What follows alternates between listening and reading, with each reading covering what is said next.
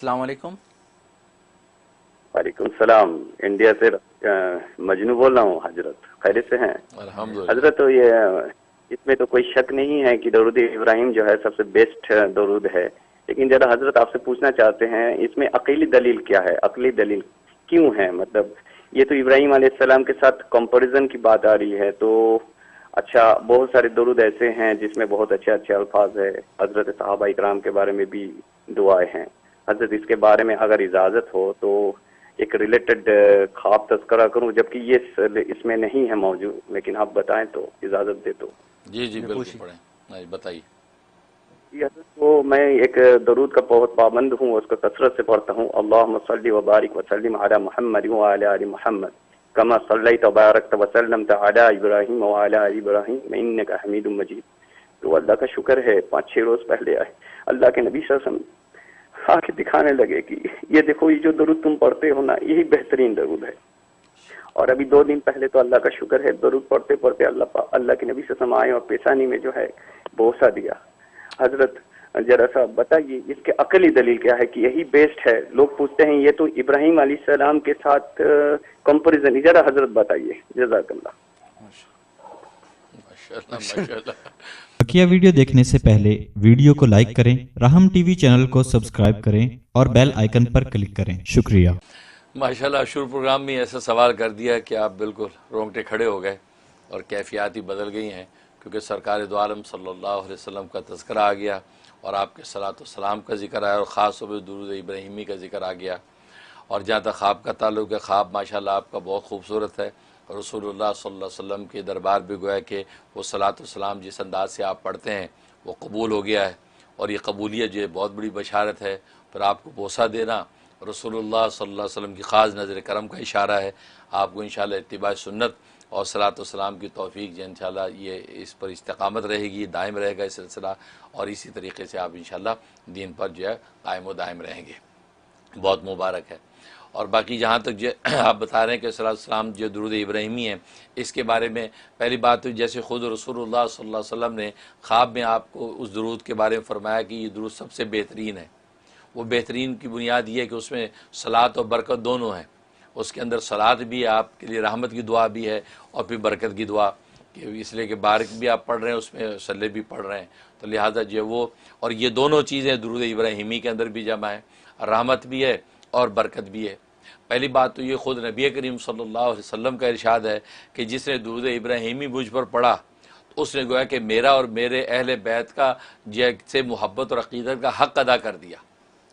یعنی یہ وہ درود اصل میں اس کے پڑھنے سے گویا کہ آپ نے نبی پاک صلی اللہ علیہ وسلم کا اور آپ کے جو اہل بیت ہیں ان کا حق ادا کر دیا ہے۔ یہ آپ نے خود ارشاد فرمایا، تبھی آپ نے بھی اس صلاۃ والسلام کو بہت پسند فرمایا، اور نماز کے اندر بھی یہ درود ابراہیمی پڑھا جاتا ہے، اور اس کا مقصد یہی ہے کہ ظاہر ہے کہ نبی کریم صلی اللہ علیہ وسلم، پھر آپ کی آل، اور آپ کی آل، پھر یہ کہ آپ سے پہلے سے جو آپ کا سلسلہ چلا آ رہا وہ سب کے سب اس میں جب شامل ہو جاتے ہیں تو ظاہر ہے کہ رسول اللہ صلی اللہ علیہ وسلم کی خود اپنی مسرت کا عالم کیا ہوگا۔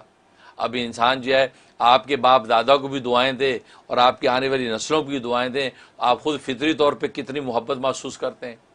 اب اگر آپ کے والد کی کوئی تعریف کرے، آپ کے جد امجد کی تعریف کرے، تو آپ کو کتنا اچھا لگے گا کہ ماشاءاللہ، اچھا آپ میرے والد صاحب کو جانتے ہیں، اچھا آپ میرے دادا سے بھی واقف ہیں، اچھا ماشاءاللہ، تو وہ آپ کی محبت عنایت اور بڑھ جاتی۔ پھر آپ کی اولاد کو بھی دعائیں دینے لگے، جی ماشاءاللہ میں تو آپ کے فلاں بیٹا، فلاں بچے، فلاں سے بھی واقف ہوں ماشاءاللہ، ان کے لیے میں دعا کرتا ہوں، تو پھر آپ کی محبت کا عالم کیا ہوگا۔ تو گویا کہ اصول اور فروع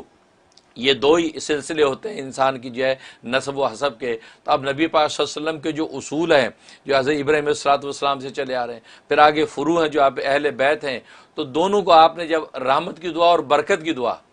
رحمت کا تعلق آخرت کے ساتھ ہے کہ آخرت کے دینی اور آخرت کے امور وہ جو ہے اس پہ اللہ تبارک و تعالیٰ کی خاص عنایت ہو جائے، اور برکت میں مادی انسان کی جتنی ضرورتیں ہیں اور جو کفالتیں ہیں انسان کو جو دنیا میں جس کے لیے آسودہ حال زندگی چاہیے، وہ ساری برکت کے اندر شامل ہو جاتی ہیں، انسان کی مالی اور فائنینشیل، انسان کی دنیاوی جو ہے وجاہت،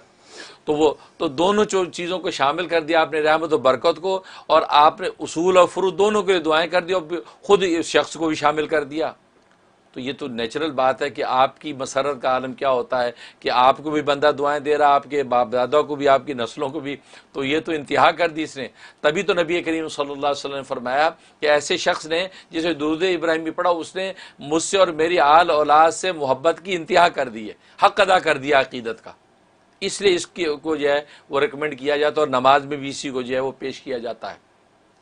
اس لیے نبی پاک صلی اللہ علیہ وسلم تو عقلی دلیل تو یہی ہو گئی کہ انسان کے جو ہے آل اولاد جو ہے وہ اصول فروع سارے شامل ہیں، تو جیسے خود انسان اس کے اندر ایک کشش اور محبت فیل کرتا ہے، اسی طریقے سے جو ہے وہ نبی پاک صلی اللہ علیہ وسلم کو بھی مسرت ہوتی ہے۔ اور باقی یہ کہنا کہ ابراہیم علیہ السلام کے ساتھ ذکر ہے، تشبیہ ہے، تو بھئی اس تشبیہ ہے، وہ اس تشبیہ سے یہ مقصد نہیں ہے کہ بعض لوگ اس سے یہ شبہ اٹھا دیتے ہیں کہ حضرت ابراہیم علیہ السلام پر صلاۃ والسلام اس کا مطلب افضل ہے، افضل ہو گیا، کیونکہ ظاہر ہے کہ جس میں تشبیہ دی جاتی ہے مشبہ بھی ہوتا ہے، وہ مشبہ سے افضل ہوتا ہے۔ جیسے کہا جاتا ہے یار تمہارا چہرہ چاند جیسا ہے، کیا چاند جیسا چہرہ ہے؟ تو چاند مشبہ بھی ہے، اور وہ جو ہے انسان جو ہے وہ مشبہ ہے، اور مشبہ بھی کا حسن مشبہ سے افضل ہوتا ہے۔ تو اس لیے لوگوں کو شبہ لگتا ہے کہ یہاں تشبیہ دی گئی ہے حضرت ابراہیم علیہ السلام کے سلام کے ساتھ، کما صلیت علی ابراہیم کا، تو گویا کہ ابراہیم علیہ السلام کے پر صلاۃ والسلام افضل ہے گویا کہ نبی پاک صلی اللہ علیہ وسلم پر صلاۃ والسلام سے، کیونکہ افضل کے ساتھ ہی تشبیہ دی جاتی ہے۔ یہ شبہ ہوتا ہے، اصل میں یہ اصول غلط ہے، یہ اصولی طور پر ان کی بات غلط ہے۔ ہاں اس میں شک نہیں کہ مشبہ بھی مشبہ سے افضل ہوتا ہے، اس لیے تشبیہ دیتے ہیں۔ جیسے کہتے ہیں زید کل اسدی، زید شیر کی طرح ہے۔ اب شیر کی شجاعت ظاہر ہے کہ جب وہ اس کی زید کی شجاعت سے زیادہ ہے، لہٰذا اس لیے تشبیہ دے رہے ہیں۔ لیکن یہاں پر اصل میں جو تشبیہ ہے یہ نوعیت متعین کرنے کے لیے، بس اوقات نوعیت متعین کرنے کے لیے بھی تشبیہ دی جاتی ہے۔ مثلا آپ ایک کپڑے کا چھوٹا سا ٹکڑا ہے، ریشم کا کپڑا ہے یا کیٹی کا کپڑا لے جائیں آپ دکان والے کے پاس، کہا یار یہ ایسا کپڑا آپ کے پاس ہے تو دینا ذرا۔ اب آپ نے اس تھان والے کپڑے کو تشبیہ دی ہے اس ٹکڑے کے ساتھ، حالانکہ ٹکڑا افضل نہیں ہے، افضل وہ تھان ہے، وہ تھان نکالتا ہے، جی دیکھیں جی یہ، تو گویا کہ آپ جو ٹکڑا لے گئے ہیں تو یہ مشبہ بھی ہے، اور وہ جو ٹکڑا وہ مشبہ ہے، تو گویا کہ دیکھو آپ نے اس کے ساتھ تشبیہ دی، حالانکہ یہ افضل نہیں، یہ تو چھوٹا سا ٹکڑا ہے، یہ کسی کام کا نہیں۔ تو معلوم ہوا کہ بالکل یہ نوعیت متعین کرنے کے لیے بھی بس اوقات تشبیہ دی جاتی ہے کہ اس قسم کا۔ تو یہاں پر درود شریف میں درود ابراہیمی میں بھی جو کہا گیا اللہم صلی علی محمد وعلی آل محمد کما صلیت علی ابراہیم، یہ جو تشبیہ ہے یہ تشبیہ بھی درود صلاۃ والسلام کی نوعیت متعین کرنے کے لیے ہے۔ گویا کہ یہ کہا گیا اللہ جس نوعیت کی رحمت و برکت ابراہیم علیہ السلام کو اور ان کی آل کو آپ نے دی، ظاہر ہے وہ برکت جو دی اللہ نے وہ